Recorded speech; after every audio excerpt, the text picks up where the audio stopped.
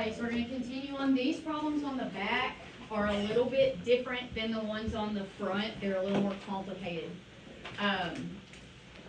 So this problem up here at the top, it says Ken has a rectangular shaped vegetable garden that is 15 feet by 9 feet.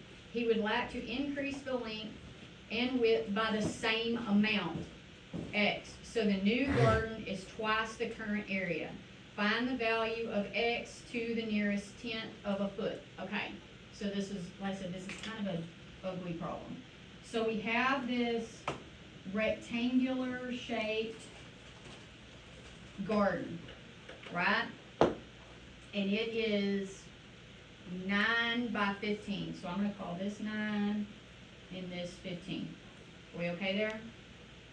And then he wants to increase it all the way around. So it'd be like, you know how you have a swimming pool and you had concrete all around the edge. So it's the same, but it's by the same amount each time.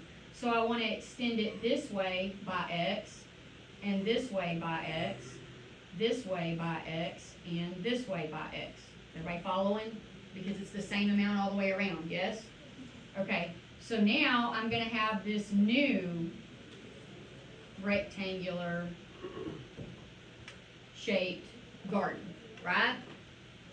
And it says that we want basically want to twice the current area. So we want twice the current area. All right, so if I look at the length and the width of my new rectangle, how far is this across here now?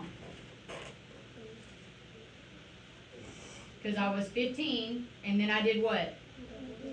Well, I didn't double it yet. Well, I'm just talking about the length of this side. So from here to here, look all the way across here. What's across here? It's X. What's across here? So I have how much X? 2X. And then the length across here is what? Plus 15. Okay, plus 15. So that's my new side. That length is now 2X plus 15. Are we okay? All right, what about my new width here?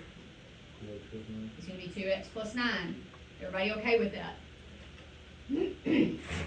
All right, and so then it's talking about the area. So let's think about what was our original area of our original rectangle.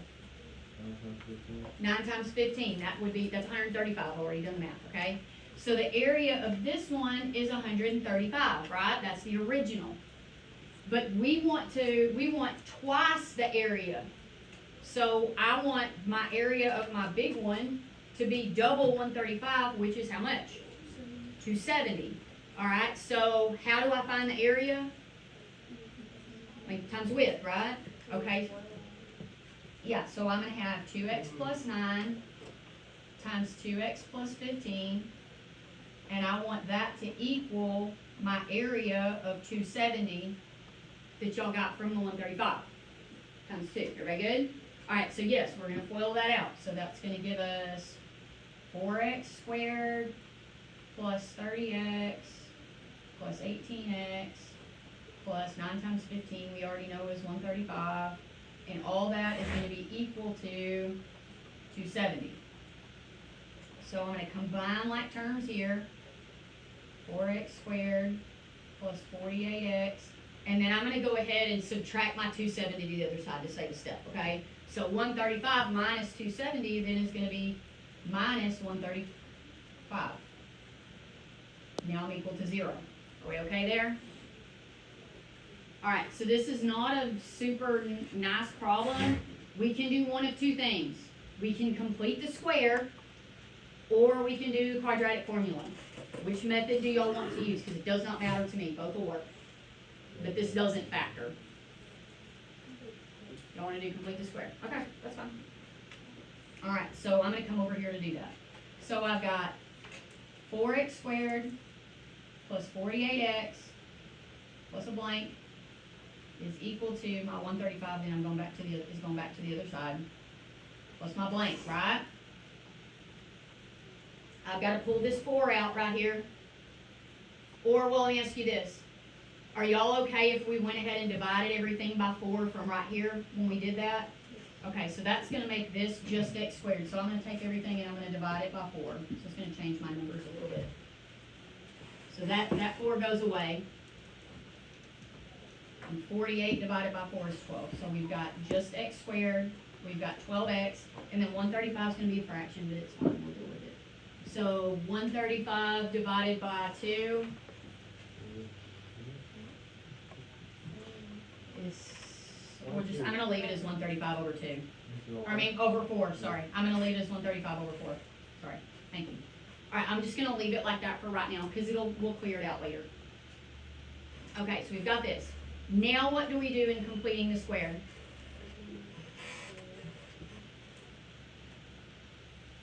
What's this going to be right here? 6. X plus 6, good. And then I've got to square it, right? So x plus 6, or 6 squared is 36, so I'm adding 36 on this side. And so I've got this. So I've got 135 over 4 plus 36, right? That's 279 over 4. You'll recognize those or not. Maybe these numbers, probably not though. All right, now what do I do for completing the square? Take the square root of both sides. So square root over here, square root here. Over here I get x plus 6, right? And then back here, I have plus or minus the square root of 279 over 4, which is, we're going to just get the decimal on this for this particular problem because we're talking about a measurement. And so we need the decimal. Is everybody okay there? All right. So then, before I do that, I'm going to move my negative 6 to the other side. What happens when it goes to the other side? It becomes negative. So I have x is equal to negative 6 plus or minus, I'm going to go ahead and get this.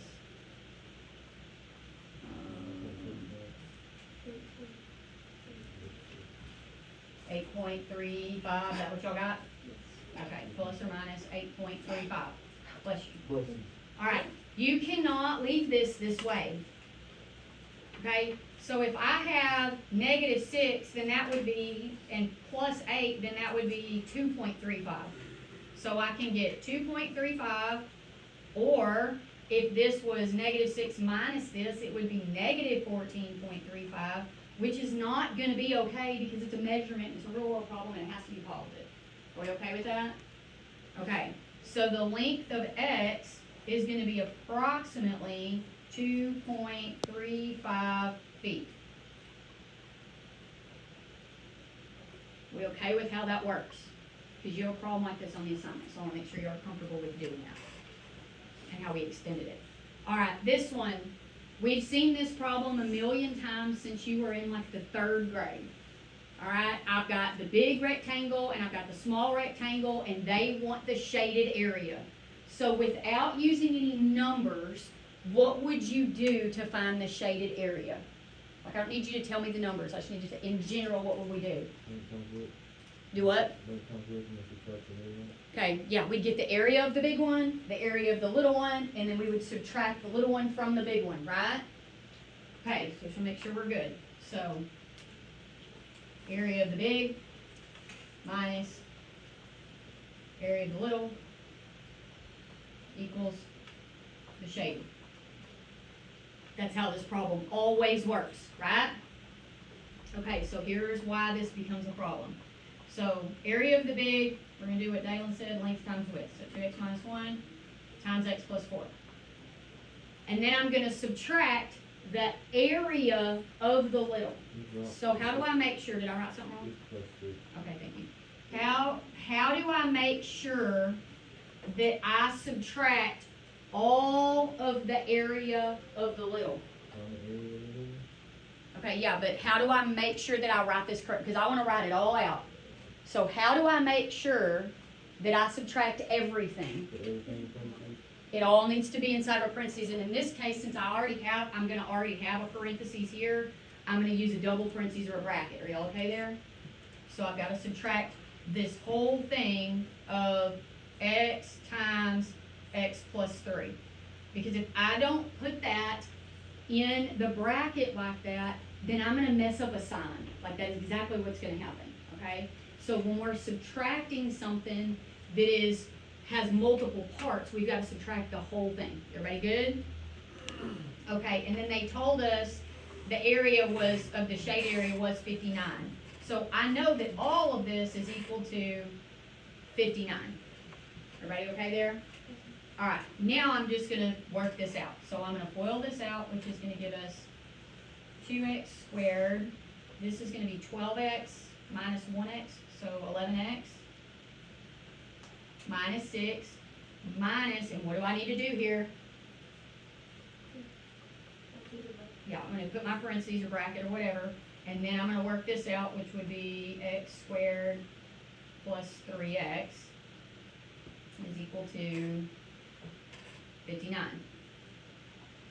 Okay, so now I'm going to combine like terms, so I'm going to have 2x squared minus x squared, which is just x squared. I have 11x minus 3x, so that's 8x.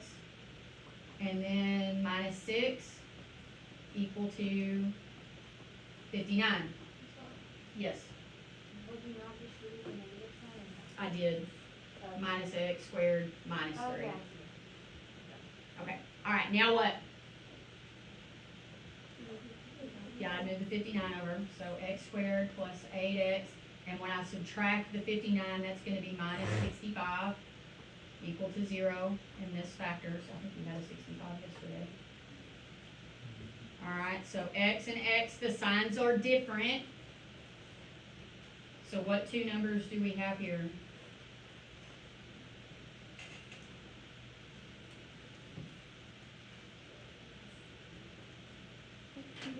13 and 5, and the 13 has to be positive because 8's positive. So at 13, I've got 5. And so when I solve that, this would become negative 13, and this would become positive 5. And so if I look at what is possible for this problem, x would have to be what? X has to be positive 5. Sometimes they both come out positive, and we have to check it and see what would work in the problem. In this case, this one comes out to be positive 5. Okay, so the question wants me to write the dimensions of the outside rectangle. So if I plug 5 in here, that would give me 11, and 5 in here would give me 9. So I would have 11 inches by 9 inches. That would be the dimensions of my larger rectangle. So make sure you go back and see what the question is asking you, because sometimes they want X and sometimes they want you to plug it in and get something else. Everybody okay on that one? Okay, so let's take a look at these. So this says find two consecutive. What does that word mean? What does consecutive mean? One after another. Okay? So I'm looking for two consecutive positive odd integers. So all this is like my parameters.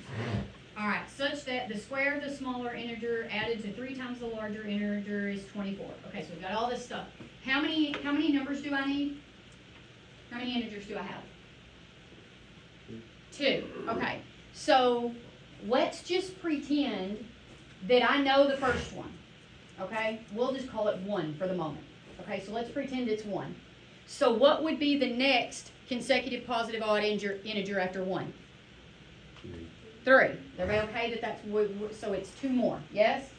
All right, when you have these problems about consecutive integers, the first one is always x, okay?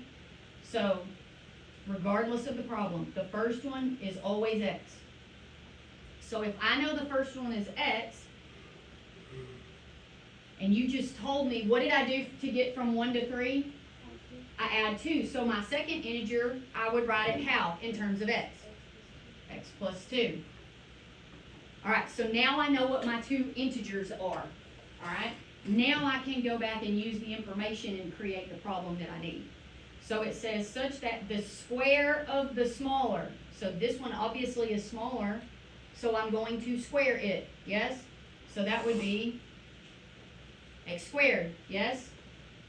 Okay, then it says added to, okay, so added to 3 times the larger. How am I going to write that? Okay, and then it says is, so there's my equal sign, 24. Okay, so that would give me x squared plus, yes? Is this 3 times the larger? Isn't it 3x plus 2? No, it's 3 times. That means I'm just going to multiply it times the larger one. Because the larger one is x is x plus 2, that whole thing is the larger one. So I gotta multiply 3 times both things. 3x plus 6 equal to 24. Now, move the 24 over, x squared plus 3x. 6 minus 24 is gonna be negative 18, equal to 0. Okay, what are my two numbers here?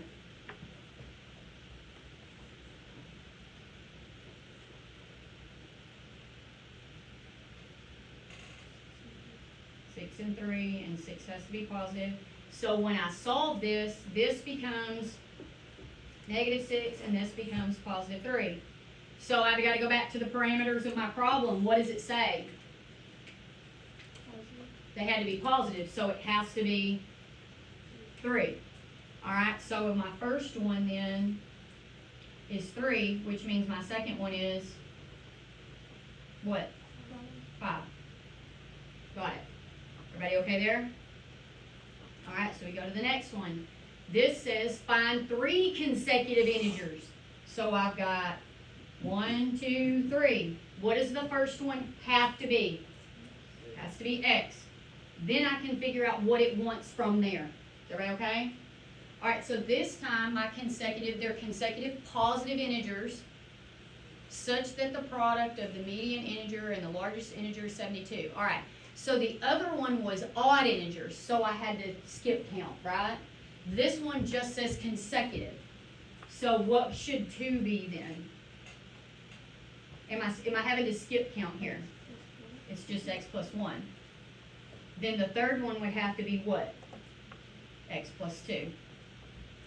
So if it asks you for even or odd, you would always start with x and then it would be plus 2. If they're consecutive, however many they asked you for, it'd be plus 1, plus 2, plus 3, plus 4. You just keep continuing that. Does that make sense?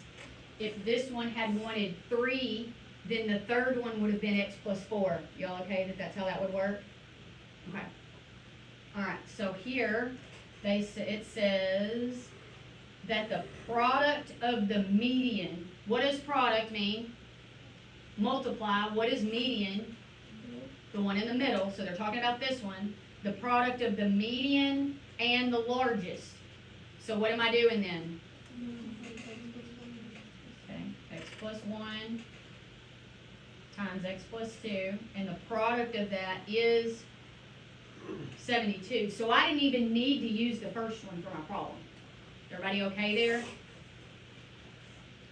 So then that would be x squared plus 3x plus 2 equal to 72. Now, subtract that over, so I've got x squared plus 3x minus 70 equal to 0.